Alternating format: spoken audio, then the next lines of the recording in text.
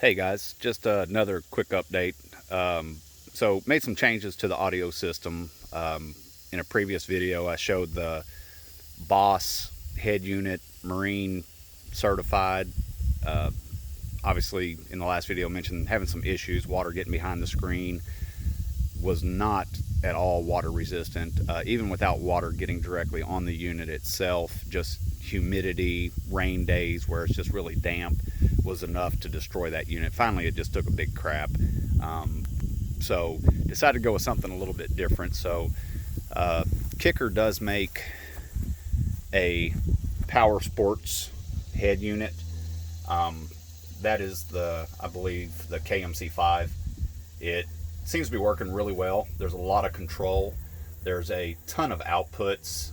You can run multiple amps, or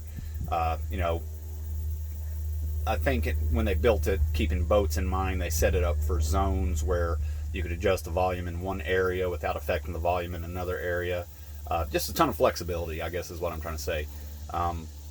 And with that, and being more flexible, having more adjustments with tuning, decided to go ahead and upgrade some more of the system. I was running 6x9s and 6.5s.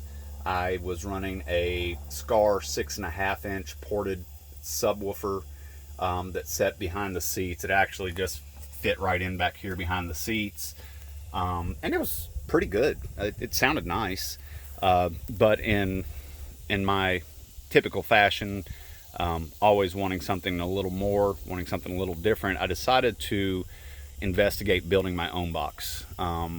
They don't make what I was looking for, so my options were limited. This box is not something that I wanted to sit behind the seat. I have two custom fiberglass boxes that house my 6.5s and 6x9s behind the seats.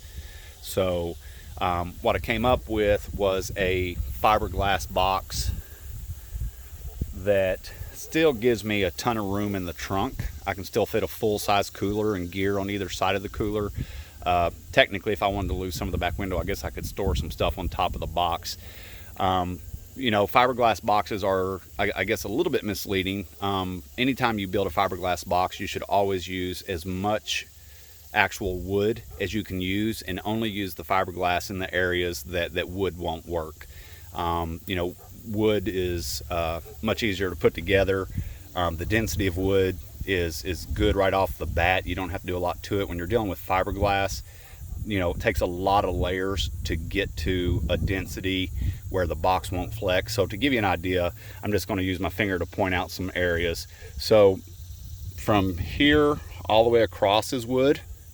This slotted port at the top that goes into the cab is all wood. This is all fiberglass. This is all fiberglass. This being the wood. You can see just by the sound test that the density is similar. It's very hard to get fiberglass to get the same density of wood. The bonus is you don't have to get 3/4 inches thick to do it. When you're laying up the glass, it starts building up that density pretty quickly, but it's a lot of time. It's a lot of work. But no one makes what I was looking for. So this actually takes up about 6.5 inches of the back of the trunk. So while the top of that, you'll look at that, it looks really wide. From here to the front's really wide, but keep in mind at the bottom, about 6 inches in from this board, maybe 6.5 inches in from this board, is actually the back of that trunk, and that's where the fiberglass comes in. So basically what this is a bandpass box, and bandpass just simply means that the subwoofer itself doesn't provide any of the actual volume or sound of the box. All of the volume, all the sound comes through the port. So there is a 8-inch Kicker L7T, T being the thin version, that is actually mounted just behind this plate. It's facing the back of the vehicle, and the port that comes down actually picks that volume up and goes in. On the front side of the box is another small chamber where the rear of the speaker sits, and it's completely sealed. So the other thing is, a box this design, you can get away with a little less airspace than you can a standard ported box.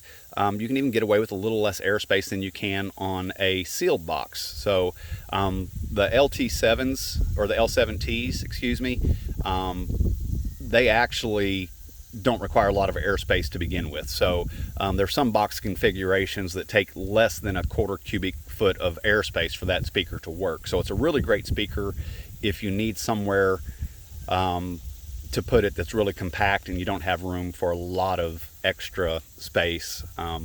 You know, just kind of come around to the side here. That actually ports right into the cab. And this is kind of a quick and dirty. You know, I've just got the box in and need to dress it up a little bit. And I actually cut a slot into the back windshield and run it in. One thing that I will say that is it's not disappointing. It was expected. I knew it. You're never going to build up the type of sound pressure in an open cab situation like this that you're going to build up in a car. So while this little thing hammers, and it hammers hard, you're just not going to get that kind of sound pressure. There's some songs, certain types of music, that it's absolutely, you know, very similar to what you get inside a vehicle. And then there's some songs that you feel like really if that was sitting in the back of a trunk or coming up under the back deck of a vehicle, that you just know there's more there if you were actually able to build up the sound pressure the way you can inside a vehicle cab. So quick and dirty, this is the entire system is actually running off of a Hyphonics 600.1 Thor marine amplifier. So there's 4 channels at 100 watts that are running all the corners. So I've got my door speakers and my tweeters up front running off of 2 channels, and then in the back, with a little bit of diagramming and figuring it out, I've actually got on each rear channel I've got a 6x9, a 6.5, and then a little set of cube speakers up top that are running off of that on each side. So the last channel on that amp is actually a dedicated subwoofer channel. It does come with the subsonic filters. Obviously it comes with your regular bass filter. It has a plus 12 dB switch to give you extra bass. It's a great little amp, and you know, I'm tempted to do an audio test, but the one thing I know about an audio test is it only sounds as good as your phone or your desktop speakers. There's nothing that sounds good about someone sharing their audio system on a video when it's being played back on something completely different. It defeats the purpose. So on this one, I'm just going to say, you know, it's a much better system than what I had. It's a very solid system. That one 8-inch subwoofer, I get in trouble out here, was doing some tuning, and you can see I'm pretty close to the house here. You know, our living room sits in the middle of the house, further back into the house on the other side of the deck there, and got in trouble because the pictures on the wall were shaking, and you know, my wife was losing her mind on me. And you know, obviously I'm way too old to be playing with this kind of stuff, but you know, this is what I do. It's just fun. So at any rate, just a quick update on the audio system. Boss out, kicker is in. So hope you guys have a great weekend, and you guys be safe out there. Thanks.